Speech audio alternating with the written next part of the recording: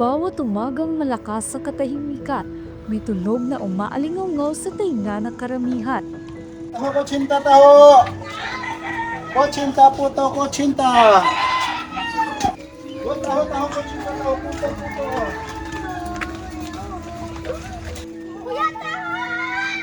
Tunog na pamilyar, gumigising sa diwa ng lahat, matanda man o mga batang bagong gising lang. Tunog na puno ng alaala at tamis na nakaraan. Tunog na bahagi ng pangkaraniwang umaga nating mga Pilipino. Ngunit sa likod ng bawat baso at tasa ng taho, may mga hakbang na pagod, dala-dala sa balikat ang bigat at pangarap na palaging binubuhat saan man mapadpad. Sa panahon na mabilis ang takbo ng mundo, makakahabol pa kaya ang pagkakakilanlan nating mga Pilipino? Makakahabol pa kaya tayo sa magtataho sa kanto o tayo mapag-iiwanan ng pait pagkatapos ng tamis sa umagang unti-unting tumatahimik?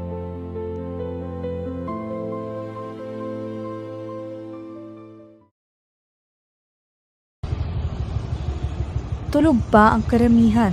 Ang katahimikan ay halos kasing tunog ng tilaok ng manok. Ngunit para sa kanya, ang araw ay bumangon na. Araw-araw pumapadiyak, araw-araw naghahanda. Dahil para sa kanya, ang bawat umaga ay hindi maaaring ipagpalipat.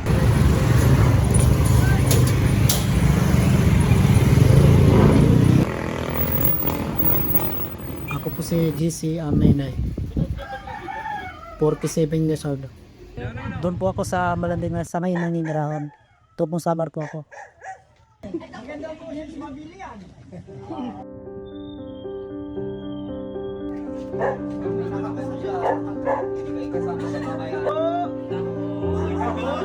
Ako sa loob ng isang linggo, minsan Lunes hanggang Friday, mababa yun. Minsan, ayos na ako kung may kapo 800. Minsan, pag sunarkin naman na tumataas naman. Depende sa itot ba na ano. Kaya nasabay ko, walang 30 yung tikita na. Pero pareha, ano ba yung mataas lang no? Isang may mababa.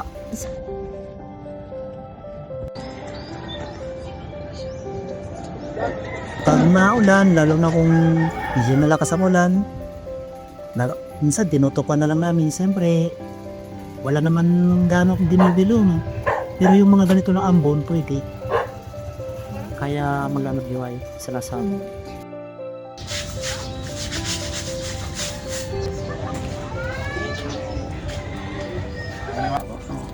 Magkano yun?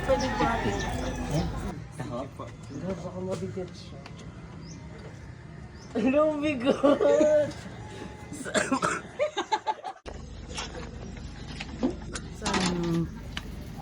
bisan na, pag-uwi ko sa bahay, katulog agad. Suga pagod.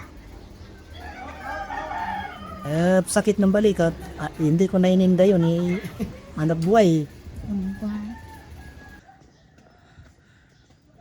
Taho taho. Taho.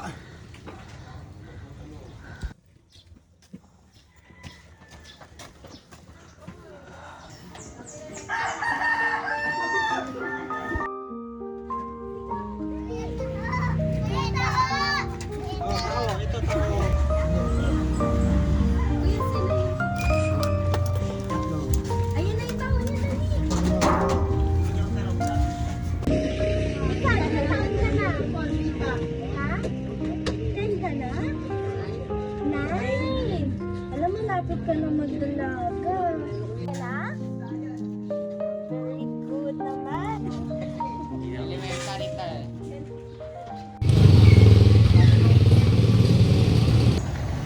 Ayon sa Philippine Statistics Authority, ang impormal na sektor ay binubuo ng mga maliliit at hindi rehistradong trabaho. Ito'y nagdadala ng kita at employment pero hindi kasama at labas ang proteksyon na natatanggap kumpara sa formal na sektor. Sa Pilipinas, 42% ng mga manggagawa ay nagtatrabaho sa impormal na sektor. Ang parte ng sektor na ito ay may mahalagang gampanin sa ekonomiya ng Pilipinas na bumubuo sa 28 to 34% ng gross domestic product ng ating bansa.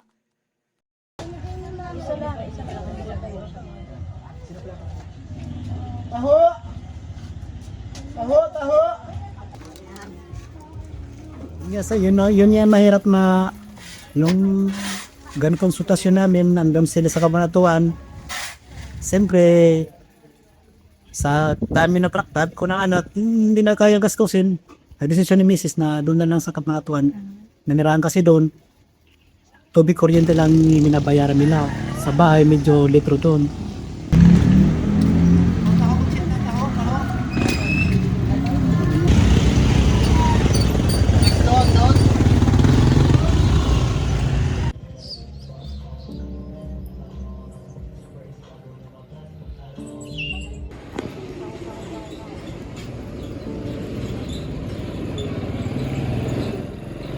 Ano po ang dahilan bakit ninyo piniling pumasok sa ganitong hanap buhay? Wala pa akong nag-aralan eh. Wala akong tinakos. Hanggang rectory lang pa ako eh.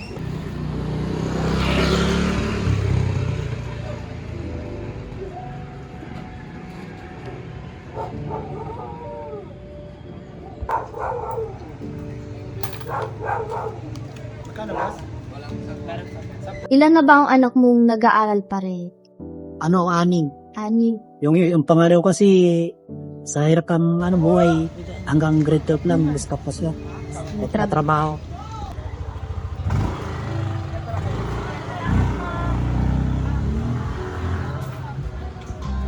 Taho!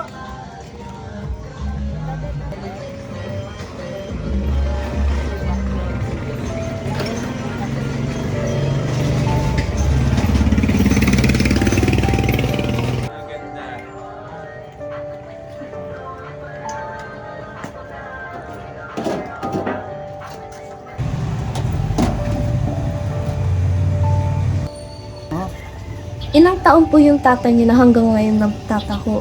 Ano, 74 siya. Oh, malakas pa rin no, kuya. Kasi yun kay walang, yung walang inasahan. Ano kasi kami magkakapatid, wala naman kami yung kinag-aralan ganun. Kami nakatugarap sa hirap ng buhay sa probinsya.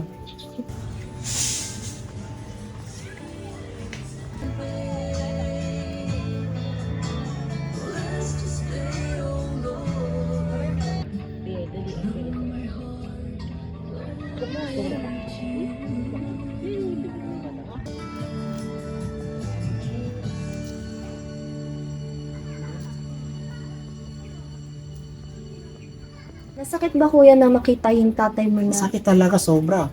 na 74 na nakita Sige. na mabubungkat pa din? Sa tinga nag-uusap-usap ko yung mga kapatid yan na kung mayroon lang tayo sa kapatid na may kaya ba? Hindi naman may pagtindahan yun. Siyempre, payat na nga, napabasin ko. Siyempre, payat, may edad na rin. Di ba yung mga ibang mga papa, minsan, Hindi na daw. lampas pa lang 60 o nasa bahay na lang. Taho!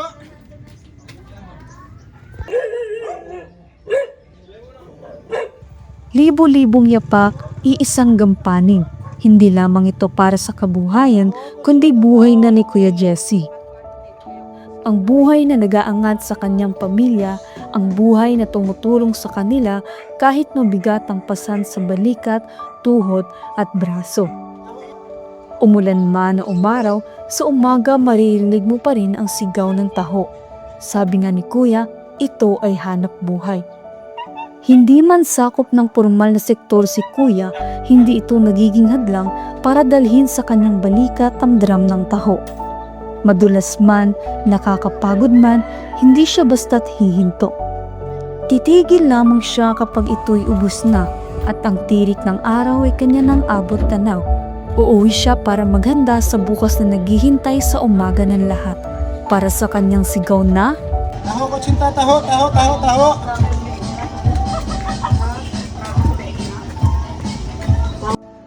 ito ay parte na ng araw-araw ni Kuya. Ang bawat umaga na puno ng tamis at pait na nagbubunga ng ani na kanilang itinatanim para sa kinabukasan. Pero para sa amin, ang hirap na iniinda na normal lang sa kanya ay pagod. Ang sinag ng araw, ang bigat sa balikat at ang tarik sa kupang. Hindi lang ito basta taho. Ito ay alaala, bahagi ng buhay at dedikasyon na bawat baso ay may kwento.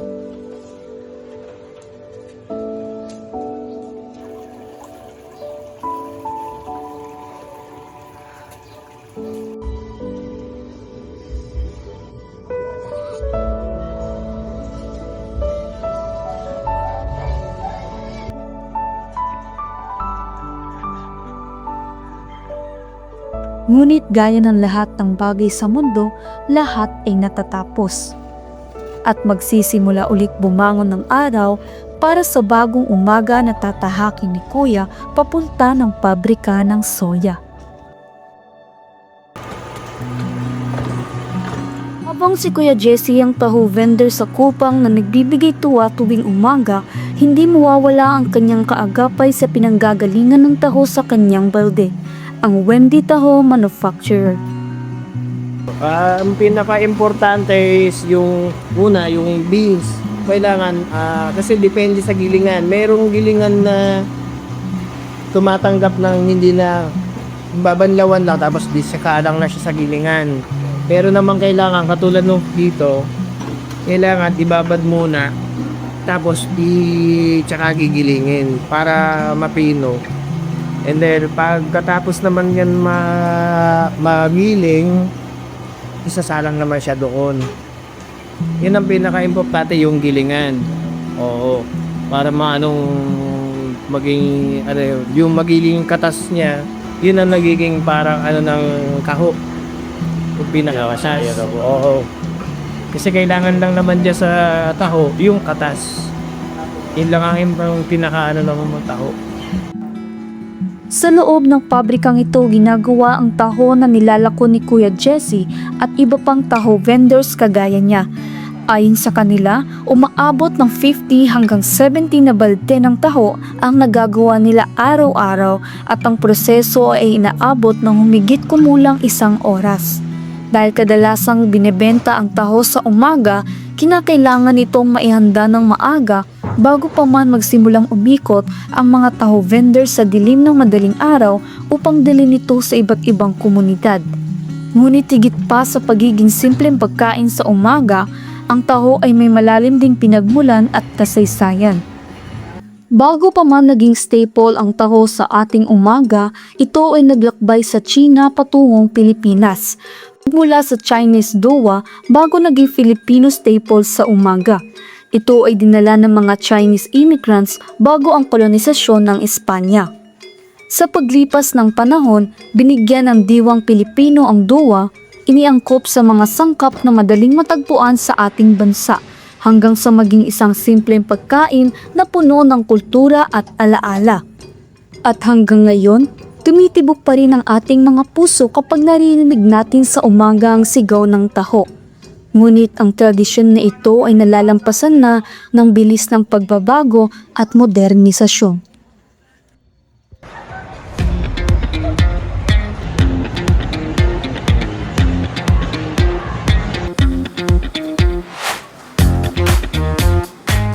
Okay, ang according to the owners, ang Taho story was thought of by a group of male friends na naglalaro ng basketball. So magkakabarkada sila and then kumain sila sa isang buffet restaurant. Nung tapos na sila kumain, nagplano sila mag-dessert. So usually, 'di ba, sa buffet restaurant, ang daming mga sweets, pastries, and etc. So they decided na maghalo-halo. Nung time na pumunta sila nung kumain sila, it so happen walang available na shave ice. So naisip nila, ba't hindi natin paghalo-haluin yung ice cream, yung fruit, at saka yung taho. So kaya nagustuhan nila yung flavor. Kaya yung pinaka-original na flavor ng Taho story is ube de leche. Okay? So doon sila simula, and then nakausap nila yung owner ng potato corner. So nung naikwento nila kay Potato Corner yung concept, sabi niya, sige, tuloy niyo yan, magandang idea yan. So doon nagsimula yung So gumawa sila ng kumpanya, ang tawag ng company nila Phibesomb, Phibesomb, kasi 5 sila eh. Actually, nag-attend kami sa Franchise Expo. So doon, maraming mga nagpapa-franchise na mga products. So hindi namin siya nadaanan, pero nasilip ako, in particular, nasilip ko lang na Taho Story.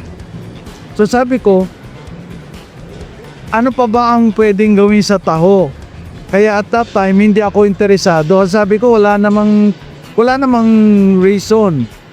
Kaya lang nakita ko, nung may nakita kong post sa Facebook, yung pala yung concept nila. Chilled taho na may ice cream, na may fruit, na may nuts. So since sanay tayo kasi sa warm na taho, na meron lang taho, arlibal at saka sago, kakaiba yung concept. Kaya in fact, marami, siguro mga 90% ng customers namin, kaya sila na ma-magnet para pumunta rito kasi yung idea is different. Oo. So pwede pala yun. Ang traditional na taho kasi, warm. So ang disadvantage ng warm na taho, madaling mapanis. Kaya kailangan i-dispose. Kaya kung mapapansin nyo yung magtataho sa kalye, kailangan mabilis siya eh. Kasi hindi siya pwedeng maaabutan ng pagkapanis ng taho niya. So eto, ang chill taho namin, kung titingnan nyo sa chiller namin, yun ang sample ng chill taho. So yun ang pinaka-base ng lahat ng products namin. So yun, as long as hindi siya nabubuksan, according to the company, 15 days naglalast. Pero once na ma-open yun, kailangan ma-consume. So yun ang isang difference. So yung warm na taho as opposed sa chilled na taho.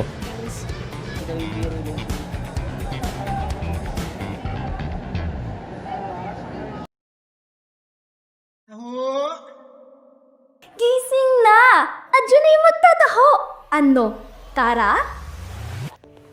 Sa susunod na marinig mo ang tinig ng magtataho sa umaga, tumigil ka saglit. Alalahanin mo ang bawat hakbang at bawat pawis na ibinubuhos nila sa araw-araw. Kapag bumili ka ng taho, tingnan mo ito. Hindi lamang ito arnibal, sago at soya. Ito ay mga kwento ng sakripisyo at sipag na nagpapatatag sa ating pagiging Pilipino. Sa bawat taho na ating tinatangkili, hindi lamang tamis sa ating mga labi ang natitikman.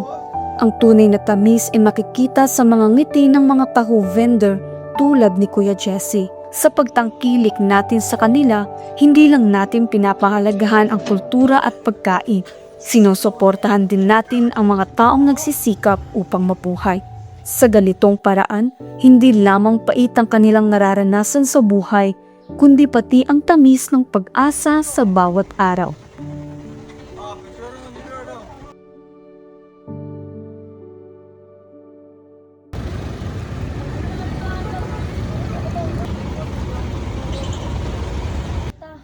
Taho, taho, taho! Isang taho, be? Ibi ang yan. Gusto ba yan? Taho!